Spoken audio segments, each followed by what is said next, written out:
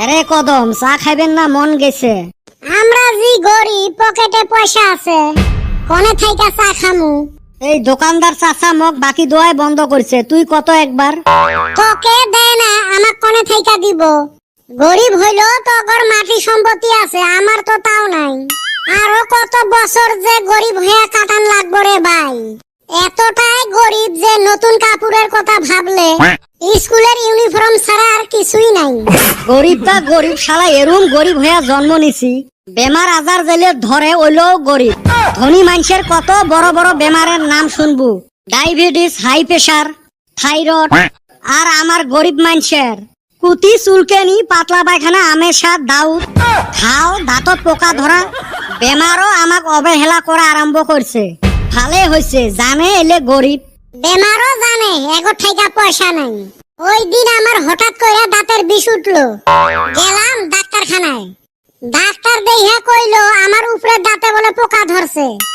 আমিও ডাক্তারকে কইলাম পোকা ধরছে যদি ফালাইয়া দেও। কি জানি বা বেজি দিল মুখে, মুখের সদবদ কিছুই পাই না।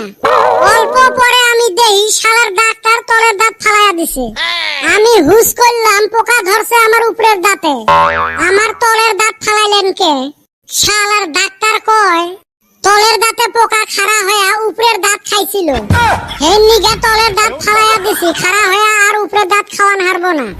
এই না ডাক্তার না কষাই। তোর বেমারও যেরুম ডাক্তারও ওরুম। বড় ডাক্তারের হতে যাওয়া বাদ দিয়ে তুই ক্যানভাসারের হতে গেছিস, ওরুম তো হবে। সমস্যা তো ওই জায়গায় রে ভাই, পয়সা তো নাই, কিবা কইরা যাই। সমস্যা তো ওইটাই রে, আমার বেমার হলে ডাক্তার হতে যাওয়া পয়সা নাই। ফার্মাসি, ক্যানভাসার এলে থাকিয়ে মেডিসিন নিয়ে খাই। আঙ্গুর নাই, আঙ্গুরটা মানায়, তগর থাইকাও নাই। কি আর করিম রে ভাই, তোমরা গুলে জানে নে মোর বাপটার ব্যাপার। বাড়ির পুষ্কুনির মাছ বাজারত নিয়ে যায় বেচে, সুটকে কিনি আনে। ওই দিন আরো দেখলাম তোর বাবা বাজারে আন্ডা বেচতাছে। কি আর কইম রে ভাই, বাড়ির দুনিয়ার মুরগি। এই মুরগির শোক ডিম গুলে নিয়ে যায় বাজারত বেচায়। বেচে বাজারত থেকে আলু কিনি নিয়ে আসি, ভর্তা করি আমরা ভাত খাই। বর্তমান আরো মোর বাপের সেই সুবিধা হয়েছে। কেবা কইরা সুবিধা হইলো? এই যে কাটলের দিন আসছে, বাড়ির কাটল হাজার হাজার টেহার বেচাইবে লাগছে। আর বর্তমান আমার বাড়িতে আঞ্জা হিসেবে কাটলের বিছিয়ে চলি আছে। সকাল দুপুরে রাইতত ঘুরি উল্টি ওই কাটলেরে বিছি। মাইনসে হাউস করিও ভাল ভোজন খায়, আমার কপালত আর তাও জুটে না। এই যে চার দোকানত কত সুন্দর সুন্দর বস্তু আছে, দম নাই যে একটা কিনি খাবো। থাইক ভাই, তোর দুঃখের কথা শুনলে আমারে চোখ দিয়া পানি আসে। এই মোর মার কয়দিন থাই হাই রে ঠ্যাঙের বিষ।